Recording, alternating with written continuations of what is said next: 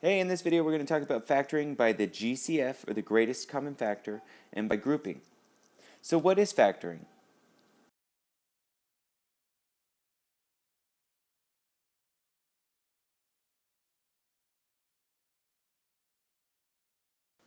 Factoring is finding what multiplies together to get an expression. It's the opposite of expanding. So here if you had 2 times x minus 5, if we multiply these, we get our expression. Factoring is working backwards, or undoing an expression. Now let's start with this I can statement. I can factor by finding the GCF, which is the greatest common factor. That's the largest number of variable that every piece of the expression is divisible by. Just as a reminder, with numbers like the GCF of 10 and 15, what's the largest number that both of these are divisible by? And that would be 5, because 5 is the largest number that goes into 10 and 15 both. And as a reminder, the GCF for variable quantities is always the lowest exponent. So the GCF of x cubed and x squared would be x squared. Alright, so let's try it. We're going to find the factors of 14x to the 5th minus blah blah blah blah blah by factoring out the GCF. The first thing I'm going to check is if they all have a variable in common. See, all of these terms have an x, but this 35 does not have an x, so no, they do not all have a variable in common. So a variable will not be in the GCF. The next thing I'm going to ask myself is, are they all divisible by the same number? And is it the largest number that they're all divisible by? Well, 14, 21, 7, and negative 35, they're all divisible by 7. So what we're going to do is we're going to factor a 7 out of this expression. To do that, I'm just going to bring out a 7, and then each term is just going to be divided by 7. So 14x to the 5th becomes 2x to the 5th minus 3x cubed. 7x divided by 7 is just x, and then minus 5. Right, and so there we have it. These are the factors of the expression above. And now we need to check our self-multiplication. To check our answer, we just redistribute the 7. Remember that factoring was undoing. This is back to the doing the multiplication. 7 times 2x to the 5th was 14x to the 5th minus 21x cubed. We're really just seeing if we can get back the original through multiplication. Since we did, our answer checks out. All right, here you go. This is your turn. See if you can factor this expression by finding their greatest common factor. All right, so the greatest common factor, the greatest number that all of these were divisible by was 9, and that left us with 4y to the 4th minus 2y cubed minus 5y squared minus 3. All right, so now let's factor this next expression by finding the GCF. We can see that all of these terms are divisible by 3, and that they all have an a in common. So I pull out the a with the smallest exponent. So again, to figure out what's left inside, we just take each of these terms and divide them by 3a cubed. So 15a to the 5th divided by 3a cubed is 5a squared. And that comes from 15 divided by 3 is 5. And if you pull out these 3a's from these 5, you'd be left with a squared. Continuing on, 6a to the 4th divided by 3a cubed is 2a. And then 12a cubed divided by 3a cubed just leaves us with 4. And don't forget that we can check our answer by redistributing the 3a cubed and making sure we get back this original expression. Alright, your turn once again.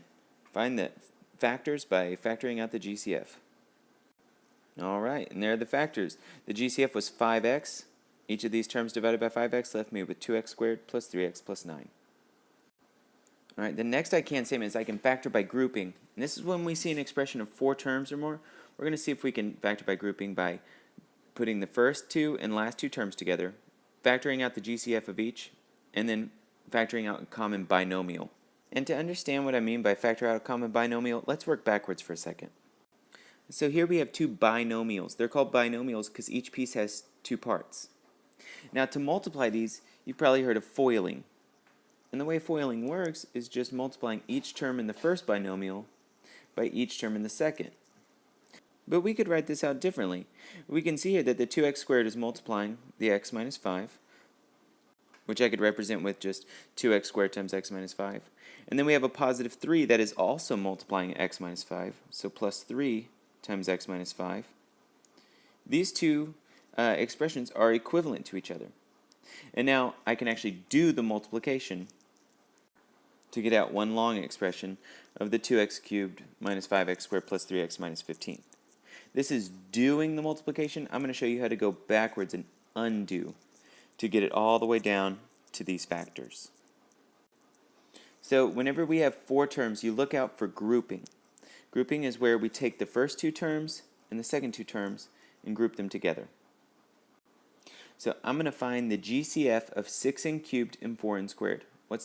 And I'm going to pull that GCF out. So the GCF of 6n cubed and 4n squared is 2n squared, leaving me with 3n plus 2. Alright, so now I look at my next two terms and I find their GCF. 3n plus 2, their greatest common factor is just 1. And now notice that these two binomials are the same. So 3n plus 2 is the common binomial that I'm going to factor out.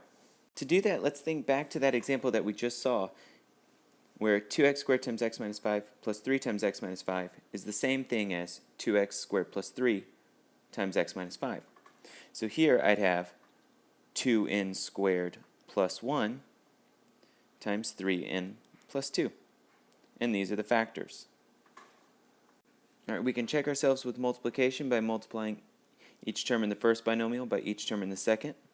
So 2n squared times 3n is 6n cubed, and then we have 4n squared, and then 1 times these things is 3n plus 2.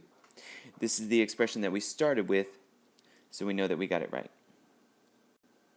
Alright, you try factoring by grouping. Group these two terms and these two terms and factor out their GCF. Alright, so the greatest common factor of these two terms was 7j squared, and over here was 6. They both had a common binomial of j minus 5. So the factors of this expression were 7j squared plus 6 times j minus 5. And this time, hopefully with the color coding, you can see that a little bit easier. And don't forget to multiply 7j squared times j is 7j cubed, and so on and so forth to make sure that this is the same as this, just in factored form.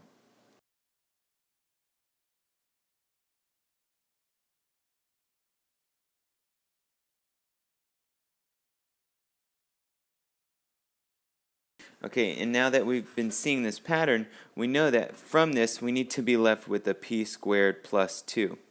So what am I going to factor out of negative 4p squared minus 8 to get p squared plus 2?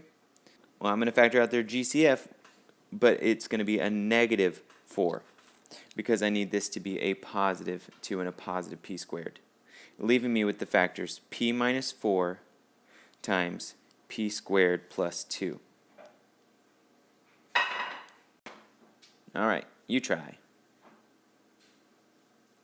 Alright, hopefully you landed at the factors are m plus 3 times m minus 4. Alright, goodbye.